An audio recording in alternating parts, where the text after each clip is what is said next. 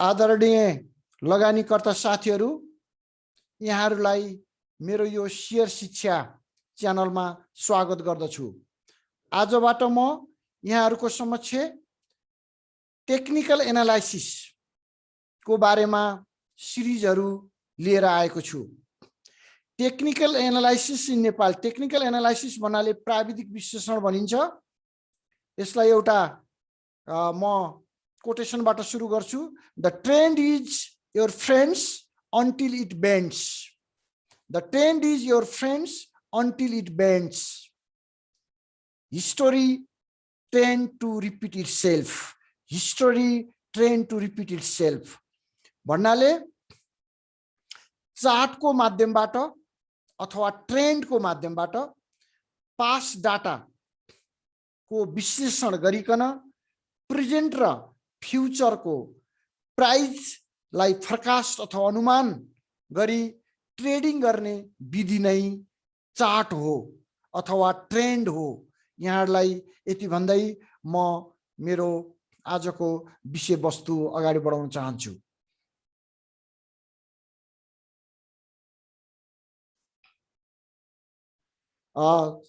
सर्वप्रथम त टेक्निकल एनालाइसिसमा हामीले के बुझ्नुपर्छ भन्दाखेरि चार्ट भनेको के हो? लेखाचित्र अथवा मानचित्र भनिन्छ। A sheet of information represented numerically in the form of a table, graph or diagram. एक लेखाचित्र भित्र, चार्ट भित्र तथ्याङ्क, स्ट्याटिस्टिकल तथ्याङ्कीयलाई ग्राफ बनाइकन प्रस्तुतिकरण गरिन्छ, जहाँ तथ्याङ्कहरूको प्रतिनिधित्व गराइन्छ, जहाँबाट चार्टको बारेको रूपमा, जहाँ बार चार्टको बारको रूपमा, रेखा चार्टमा रेखाको रूपमा, पाई चार्टमा टुक्रा अथवा आकारको रूपमा देखाइन्छ। यसलाई हामी चार्ट भन्दछौँ। त्यस्तै गरी ट्रेन्ड अथवा प्रवृत्ति अथवा विकास, the trend of the stock market generally line of orientation, inclination in a particular direction, a general direction in which some things is developing or changing. Share बजारको विचारधारा वा प्रवृत्तिको विचार र परिवर्तनको प्रतिनिधित्व गर्दछ। हामीले शेयर बजारमा लगानी गर्नको लागि हामीले जब टेक्निकल एनालाइसिस अथवा प्राविधिक विश्लेषण गर्छौं भने एउटा चार्ट विश्लेषण र अर्को ट्रेन्ड विश्लेषण गर्न सक्नु पर्दछ। अलिकति म प्राविधिक विश्लेषणको इतिहासतिर जान चाहन्छु। जोसेफ डेला भेगा भन्ने 1650 देखि 1692 सम्म उहाँको अवधि रह्यो। He was a successful Jewish merchant, poetry and philanthropist in Amsterdam. यो नेदरल्यान्डमा पर्छ र उहाँले एउटा बुक लेख्नु भएको थियो 1688 मा, Confusion of Confusion, the oldest book ever written on the stock exchange business.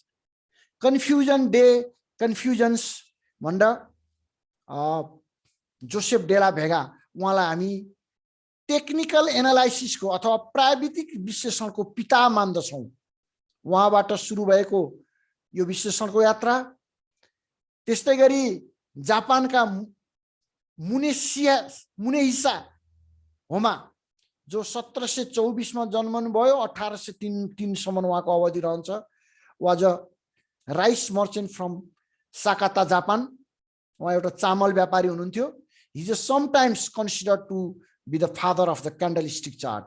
आज संसारमा प्रचलित छ क्यान्डलस्टिक को बारेमा, क्यान्डलस्टिक को चार्ट को बारेमा त्यसको पिता मानिनुहुन्छ। In 1755 he wrote the Fountain of Gold भन्ने एउटा किताब लेख्नु भएको छ। The Three Monkey Record of Money, the first book on market। यो पहिलो बुक मार्केटको, यो एकदम पपुलर छ र उहाँलाई आजसम्म पनि हामी क्यान्डलस्टिकको पिता मान्छौं। उहाँले भन्नुभएको छ psychological aspect of the market is critical to trading success. Munehisa Homma 1724 to 1803 father of candlestick chart. त्यस्तै गरी उहाँको the god of trading Honma भन्ने बुकहरू पनि छ। थुप्रै बुकहरू पब्लिस भएको देखिन्छ। उहाँलाई पनि हामी प्राविधिक विश्लेषणको पिता मान्छौँ। त्यस्तै गरी द हिस्ट्री, आज संसारमा प्रचलित जति पनि प्राविधिक विश्लेषणलाई हामी द हिस्ट्रीले नै गाइडलाइन्स गरिरहेको पाउँदछौँ। The theory on stock price movement is a form of technical analysis that includes some aspect of sector rotation. The theory was derived from 255 editorials in the Wall Street Journal written by Charles H. Daw. Charles H. Daw ले लेख्नु भएको हो यो पहिलोचोटि। उहाँ चाहिँ journalist हुनुहुन्थ्यो र वाल स्ट्रीट जर्नलमा पहिलोचोटि उहाँले एडिटोरियल लेख्नु भएको छ 255 भागसम्म।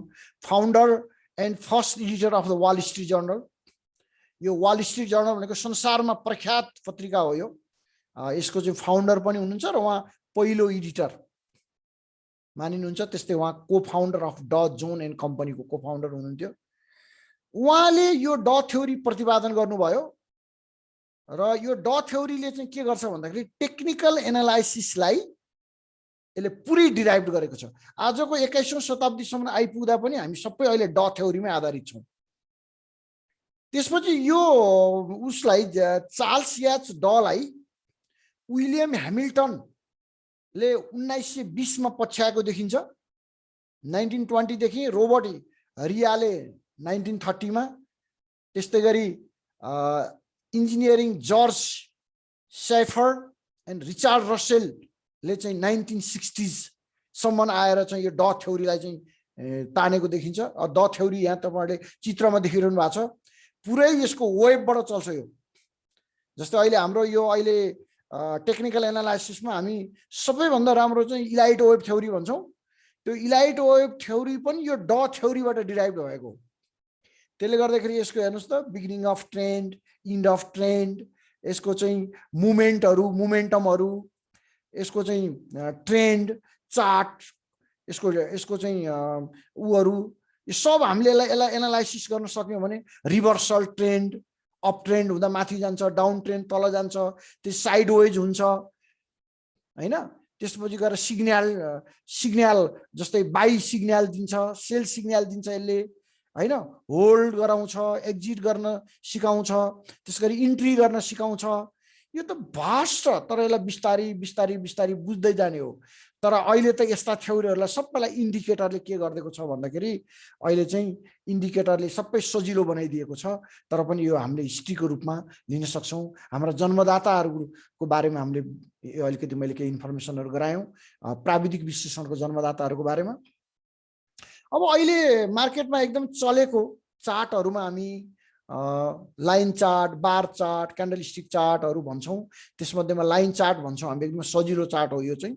यो line chart is the type of chart use to show information of closing price of the day. यसले चाहिँ के गर्छ भने एक दिन भरिमा शेयरमा उतार चढाव जति भए पनि यसको क्लोजिङ प्राइस देखाउँछ के यसले चाहिँ के देखाउँछ, एलटीपी देखाउँछ, लास्ट ट्रेडिङ प्राइस देखाउँछ लाइन चार्टले। सजिलो छ, लाइन चार्ट जसले पनि अध्ययन गर्न सक्छ। यसले यसको जुन प्लटिङ छ नि, प्लट, त्यो प्लट चाहिँ त्यसको चाहिँ अन्तिम मूल्य हो। घट्यो हो कि बढ्यो हो कि त्यो देखाउँछ यसले। घटेको र बढेको चाहिँ देखाउँछ, तर यसले अमाउन्टमा कति उतार चढाव आयो, अमाउन्ट कति अमाउन्टले बढ्यो, कति अमाउन्टले घट्यो भन्ने कुरा चाहिँ लाइन चार्टले देखाउन सक्दैन। तर लाइन चार्ट पनि सजिलो छ। यो चार्ट पनि सिम्पल, यसको लागि हामीलाई फाइनेन्सिङ नलेजै चाहिँदैन, हामी सिम्पल जनरल नलेजबाट पनि यो स्टडी गर्न सक्छौं। त्यसले गर्दा यो लाइन चार्ट पनि एकदम इम्पोर्टेन्टको रूपमा प्राविधिक विश्लेषण भित्र पर्दछ। त्यस्तै गरी अर्को छ तपाईको बार चार्ट। यो बार चार्ट पनि यो बार चार्टमा पनि यो प्लटहरु हुन्छ, numeric value for level of categorical feature as bar. यो चाहिँ यसमा बार भित्र चाहिँ यसमा चाहिँ भोल्युम पनि पर्छ। भोल्युम भने त्यो पैसाको अमाउन्टको कारोबार भएको कुरा पनि यसले देखाउँछ, प्रत्येक दिनको देखाउँछ यसले।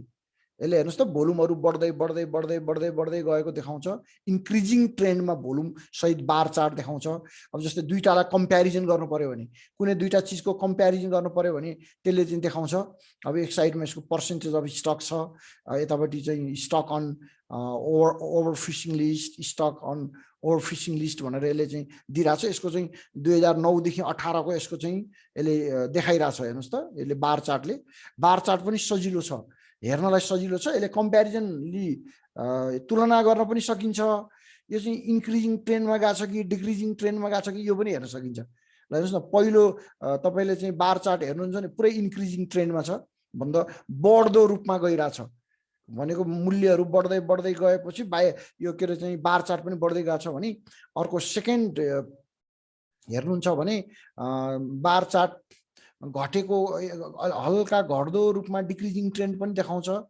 कोही अलिकति घटेको फेरि कम्प्यारिजन टुलमा अलिकति बढेको पनि देखाउँछ यसरी बार चार्टबाट पनि हामीले चाहिँ कुनै पनि डाटाहरु एनालाइसिस गर्न सक्छौं स्क्रिप्टहरुको बारेमा हेर्न सक्छौं त्यो कुराहरु गर्न सक्छौं त्यसपछि अर्को most popular chart technical analysis अथवा प्राविधिक विश्लेषणको चार्ट हो क्यान्डलस्टिक चार्ट मोस्ट पपुलर यो चाहिँ जब यो जापानबाट डेभलप भयो तबदेखि अहिलेसम्म पनि कुनै पनि चाहे नेशनल मार्केटमा होस् इन्टरनेशनल मार्केटमा होस् कुनै पनि इन्ट्राडे ट्रेडिङमा होस् अथवा अहिले त इन्टरनेशनली त हजुरको यो स्टक मार्केट देखि हेज मार्केट अरु मनी मार्केट अब त्यो देखि अहिले त क्रिप्टो करेन्सीको दुनियाहरु पनि आइसक्यो ती सबै कुराहरुमा चाहिँ यो चाहिँ क्यान्डलस्टिक चार्ट युज हुन्छ candlestick chart is the most popular chart किनभने यसमा म तपाईहरुलाई एउटा कुरा देखाउँछु राइट साइडमा हेर्नुस् त यसले के गर्छ भने क्यान्डलस्टिक चार्टले चाहिँ यसको अपन मूल्य देखाउँछ अपन कहाँबाट भयो आज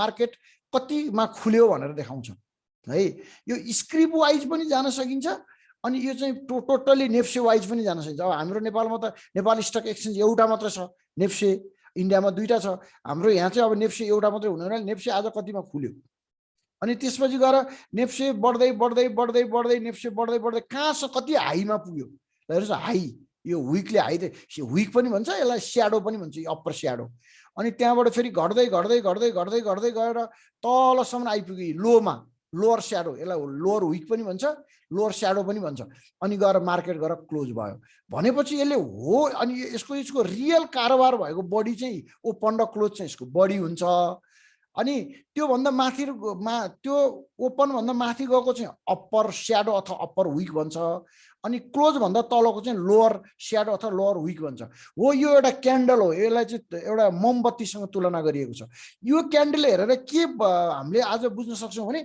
आज शेयर कतिमा खुल्यो कतिमा बन्द भयो र शेयर कतिसम्म प्राइजमा हाई रेटमा पुगेको थियो र कतिसम्म लो रेटमा भनेपछि यसले एउटा शेयर स्क्रिप्टको प्राइज भनौं या समग्र नेफ्से आज खुलेको मूल्य बन्द भएको मूल्य र हाई भएको र लो सम्म गएको सबै कुरा यसले चाहिँ चित्रण गर्छ त्यही भएर candlestick chart is style of financial chart use to describe price movement of a security यसले चाहिँ प्राइस सहितको मुभमेन्ट देखाउँछ पैसा सहितको परिवर्तन देखाउँछ हरेक सेक्युरिटीमा हरेक यसले चाहिँ इन्डिभिजुअल स्क्रिप्टमा भन्नुस् अथवा यसले टोटल मार्केटलाई नै यसले चाहिँ उ गराउँछ अनि each candlestick typically show one day with high low and open close price ल हेर्नुस् हाई लो अब हामी नेफ्सेको चार्ट हेर्नुस् त यहाँनिर अहिले हामीले नेफ्सेको चार्ट सबै हेर्न सक्नुहुन्छ यहाँदेखि नेफ्से बढेको ट्रेन्ड घटेको ट्रेन्ड नेफ्से बढेको ट्रेन्ड घटेको ट्रेन्ड बढेको ट्रेन्ड घटेको ट्रेन्ड बढेको ट्रेन्ड घटेको ट्रेन्ड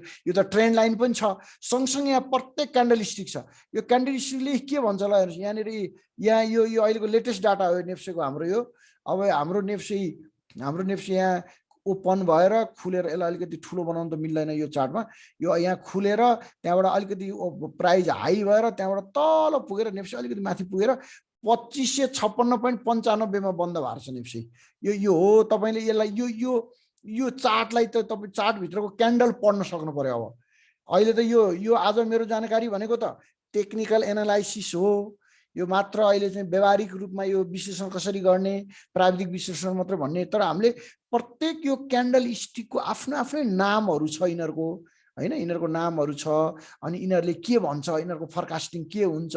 अब यहाँ मोरुबोजु हुन्छ, अप्पर हुन्छ, के अरे लो हुन्छ, यहाँ अब तपाईँको चाहिँ ह्यामर भन्ने हुन्छ, रिभर्सल भन्ने हुन्छ, थुप्रै छ यिनीहरूको।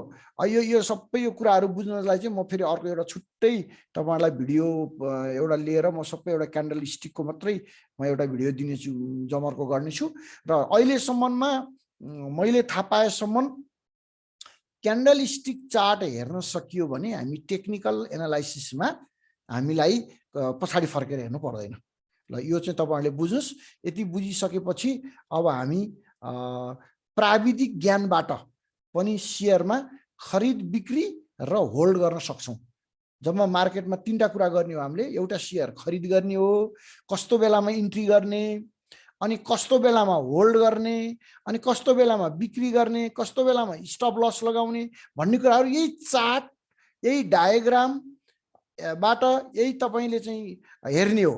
यही ट्रेन्ड लाइन, यही दुई तीनटा कुराहरुबाट हेर्ने हो। यसरी हेरेर तपाईले डिसिजन लिने हो।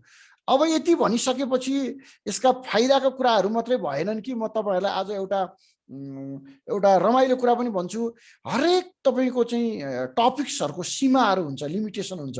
टेक्निकल एनालाइसिस ट्रेन्डको पनि सीमाहरु छन्, हेर्नुस्। त्यसले गर्दा म तपाईहरुलाई त्यो सीमाहरुको बारेमा जानकारी गराउँछु। जस्तै भन्नुपर्दा यो यसमा स्टक प्राइस, शेयरको मूल्यको यसले जानकारी गराउँछ, शेयरको मूल्य देखाउँछ पनि, शेयरको मूल्य इन्ट्री हुन्छ, आउट हुन्छ, होल्ड गर्ने सबै कुरा देखाउँछ। तर के छ भन्दाखेरि एउटा इम्पोर्टेन्ट कुरा चाहिँ के बुझ्नु जरुरी छ भने the technical analysis itself is not accurate. के प्राविधिक विश्लेषण आफैमा पूर्णता चाहिँ हुँदैन है। यहाँहरुले यो लिमिटेसनको रूपमा यो बुझ्दिनु होला। त्यसपछि अर्को के भन्न सकिन्छ भने यो चाहिँ मोस्ट प्रोबेबल मुभमेन्ट हो। भनेको मतलब सम्भावित परिवर्तनहरू भइरहन्छ। जस्तै हामीले के गर्छौं, पास्ट डाटाहरूको आधारमा, डाटा अघि हामीले सुरुमा भनेको थियौं नि, trend is your friends until it's bend भन्छौं नि हामी। तपाईको साथी हो ट्रेन्ड, तपाईको त्यसले तपाईलाई सहयोग गर्छ जबसम्म तबसम्म त्यो बेन्ड हुँदैन। भने जस्तै यसले मोस्ट प्रोबेबल मुभमेन्टहरू आउने सम्भावित तपाईको चाहिँ परिवर्तनहरू, सम्भावित तपाईको चाहिँ अगाडि आउने गतिहरूलाई यसले चाहिँ के गर्छ, यसले फोरकास्टिङ गर्छ हैन, गर्छ, फोरकास्टिङ चाहिँ गर्छ है। तर के हुन्छ, नट एक्चुअली मुभमेन्ट, तर यो वास्तविक परिवर्तन अथवा गति यसको हुँदैन। किनभने यसले रियालिटी नै यही हामीले यो फोरकास्टिङ गर्यौं, यो मिल्छ नै भन्ने चाहिँ हामीले भन्न सक्दैनौं। त्यो कुराहरु चाहिँ याद गर्नुपर्छ। अनि अर्को इम्पोर्टेन्ट कुराहरु के छ भन्दाखेरि टेक्निकल एनालाइसिस भनेको अथवा प्राविधिक विश्लेषण भनेको ओन्ली पोसिबिलिटिज हो, यो सम्भावनाहरू हो। जस्तै भविष्यमा यस्तो हुन्छ होला भनेर हामीले चाहिँ सम्भावनाहरू गर्ने हो। भोलि मिलेन भने टेक्निकल एनालिसिसले यस्तो भन्थ्यो, यो मिलेन भन्ने अवस्थालाई चाहिँ हामीले सुरुमै माइन्ड मेकअप गर्नुपर्छ। यो पोसिबिलिटी हो, तर यसले नेगेटिभ मात्रै दिन्छ भनेको होइन। दिन त यसले अब 90% पोजिटिभ दियो भने 10% अब लिमिटेसनहरू त हुन सक्छ। त्यो कारणले गर्दाखेरि हामीले के बुझ्नुपर्छ भने टेक्निकल एनालाइसिस तपाईको जान्नै पर्छ। यदि तपाईं शेयर मार्केटमा, यदि तपाईं स्टक मार्केटमा प्रवेश गर्न चाहनुहुन्छ, आउनुहुन्छ, लगानी गर्नुहुन्छ, लगानीबाट तपाईले अर्न मनी गर्नुहुन्छ र अनि आफ्नो फाइनान्शियल ग्रोथ गर्न चाहनुहुन्छ भने, इकोनोमिक ग्रोथ गर्न चाहनुहुन्छ भने तपाईं आउनुस्, लगानी गर्नुस्। अनि तपाईले यो सम्भावनाको क्षेत्र हो, सम्भावनाको क्षेत्र हो शेयर बजार भनेको। किनभने संसारमै तपाई सिम्पली हेर्नुस् त, अमेरिकामा 36 करोड जनसंख्या छ, 52%ले शेयरमा लगानी गर्छ। 17 करोड मानिसहरू डाइरेक्ट इन्भल्भमेन्ट छ भने हाम्रो देशमा 3 करोड मान्छे छ, हामी जम्मा 4 लाख मान्छे पनि हामी एक्टिभ इन्भेस्टर छैनौं अझै पनि। भनेको 1.33% पनि हामीले चाहिँ शेयरमा इन्भल्भमेन्ट देखिदैन, एक्टिभ लगानीकर्ताहरू। तर डिम्याट अकाउन्टको आधारमा हेर्ने हो भने 35 देखि 40 लाख देखिन्छ। आइपिओ भरेको आधारमा हेर्ने हो भने 20, 22, 25 लाखसम्म देखिन्छ। तर एक्टिभली चाहिँ हामी अझै पनि 1.33% छौं भनेपछि शेयर बजार सम्भावनाको क्षेत्र हो। आउनुहोस्, लगानी गर्नुहोस्, नाफा बुक गर्नुहोस् र टेक्निकल एनालाइसिस जान्नुहोस्। टेक्निकल एनालाइसिस भनेको प्राविधिक विश्लेषण हो। ल यति भन्दै म यहाँहरूलाई आजको यो मेरो भिडियो हेरिदिनु भएकोमा यहाँहरूलाई म धन्यवाद टक्राउँदै बिदा लिन्छु। धन्यवाद। Thank you.